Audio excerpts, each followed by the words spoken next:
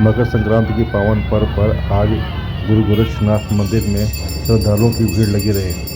सुबह भोर में लगभग 4 बजे गोरक्ष पीठाधीश्वर योगी आदित्यनाथ ने गुरु गोरक्षनाथ की पूजा अर्चना की और सीटी बजाकर दंडवत प्रणाम किया।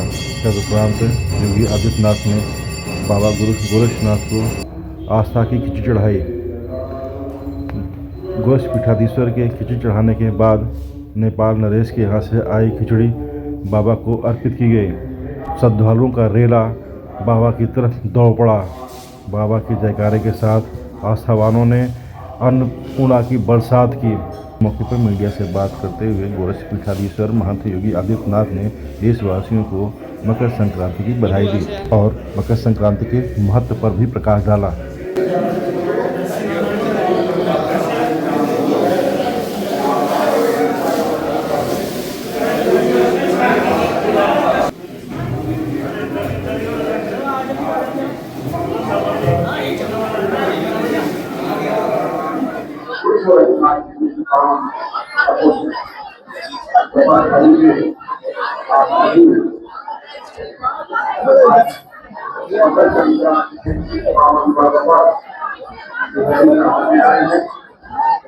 आप आए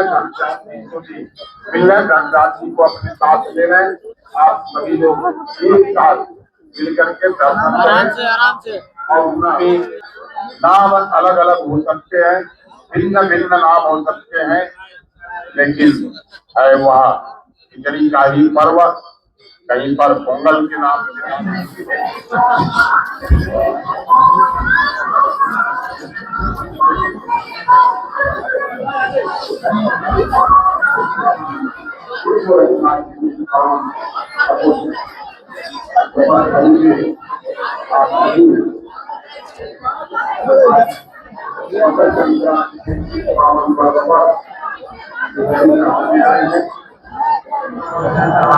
मकर संक्रांति का पावन पर्व है।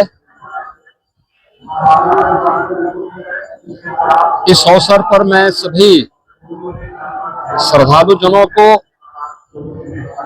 प्रदेशवासियों को मकर संक्रांति के पावन पर्व की हार्दिक बधाई और शुभकामनाएं देता हूं।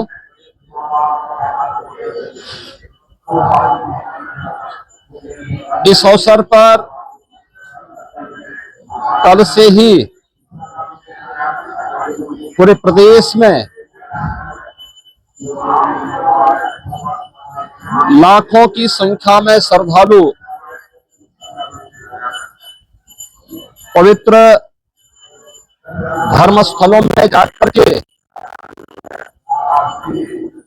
अपनी आस्था का नमन कर रहा है। गोरखपुर में कल लाखों श्रद्धालुओं ने महायोगी भगवान गोरखनाथ जी को अपनी आस्था की पवित्र खिचड़ी चढ़ाई। लाखों श्रद्धालुओं ने कल प्रयागराज के संगम में आस्था की पवित्र डुबकी भी लगाई और ये सिलसिला लगातार आज जारी है। आज गोरखपुर में भगवान गोरक्षनाथ जी के प्रति आस्था व्यक्त करने के लिए लाखों की संख्या में श्रद्धालुजन पंक्ति में लग करके अपना इंतजार कर रहे हैं।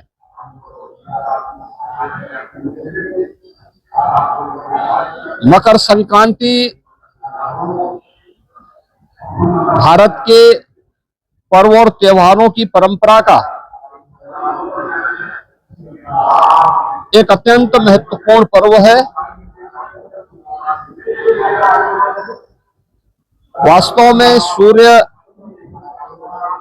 इस जगत की आत्मा है। जगत पिता सूर्य की उपासना का ये पर्व हर प्रकार के शुभ कार्यों के लिए, मांगलिक कार्यों के लिए एक प्रशस्त तिथि मानी जाती है। यानी आज के बाद से सनातन धर्म की परंपरा में सभी मांगलिक कार्यक्रम प्रारंभ हो जाएंगे। विभिन्न भागों में विभाजित है। एक राशि से दूसरी राशि में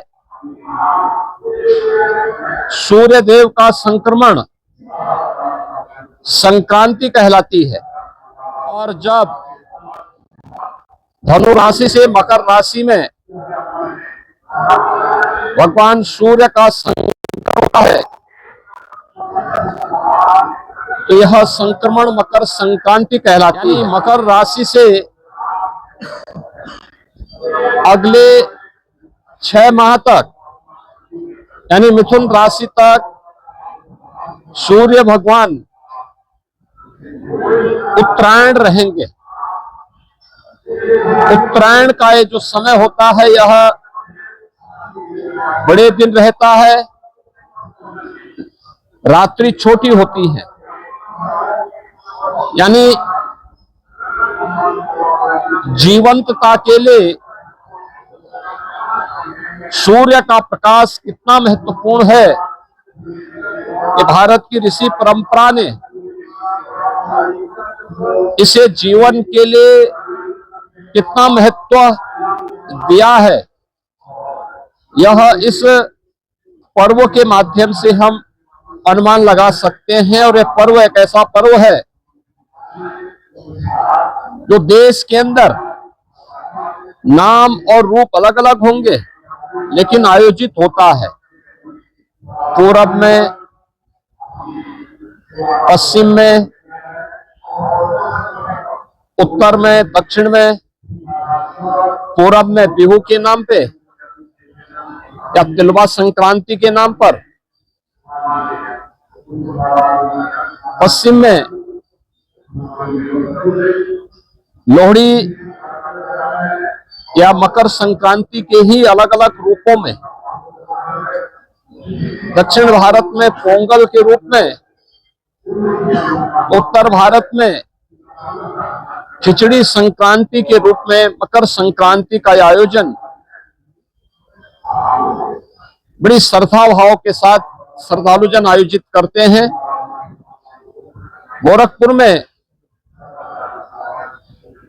से अवतार भगवान गोरक्षनाथ जी को अपनी आस्था की पवित्र खिचड़ी चढ़ाने के लिए कल से ही लाखों की संख्या में श्रद्धालुजन आया हुआ है और वह लगातार भगवान गोरखनाथ जी को अपनी आस्था की पवित्र खिचड़ी चढ़ा रहा है। मैं इस अवसर पर सभी श्रद्धालुजनों का हृदय से स्वागत करता हूं। प्रदेशवासियों को और देश और दुनिया से उत्तर प्रदेश के अंदर अलग अलग धर्म स्थलों में अपनी आस्था का नमन करने के लिए आए हुए इन सभी श्रद्धालुजनों का अभिनंदन करते हुए मकर संक्रांति की अपनी मंगलमय शुभकामनाएं उन सब के प्रति व्यक्त करता हूं। मुहूर्त कल सायंकाल से ही प्रारंभ हो चुका है, लेकिन चूंकि हमारे सनातन धर्म की परंपरा में मुहूर्त की शुभ लगन ये सूर्योदय के साथ प्रारंभ होता है, तो आज ब्रह्म मुहूर्त से मकर संक्रांति में खिचड़ी चढ़ाने का यह मुहूर्त प्रारंभ हो चुका है। ये मेरा सौभाग्य है कि मुझे भी अभी प्रातः 4 बजे जो यहाँ की विशिष्ट पूजा है वह संपन्न होने के उपरांत 4 बजे भगवान गोरक्षनाथ जी को आस्था की पवित्र खिचड़ी चढ़ाने का अवसर प्राप्त हुआ है। अब लाखों की संख्या में आए हुए श्रद्धालुजन भी अपनी आस्था की पवित्र खिचड़ी भगवान गोरखनाथ जी को चढ़ा रहे हैं। वहीं प्रयागराज में लाखों की संख्या में श्रद्धालुजन और कल्पवासी पूज्य संतजन प्रयागराज की धरती में उपस्थित होकर के न केवल अपनी साधना में रत हैं, अपितु संगम में भगवान बेनी माता, भगवान प्रयागराज, माँ गंगा, माँ यमुना और माँ सरस्वती के सानिध्य में संगम में आस्था की अपनी पवित्र डुबकी लगा रहे हैं। इन सभी श्रद्धालु जनों के प्रति भी मेरी मंगलमय शुभकामनाएं हैं। धन्यवाद जी।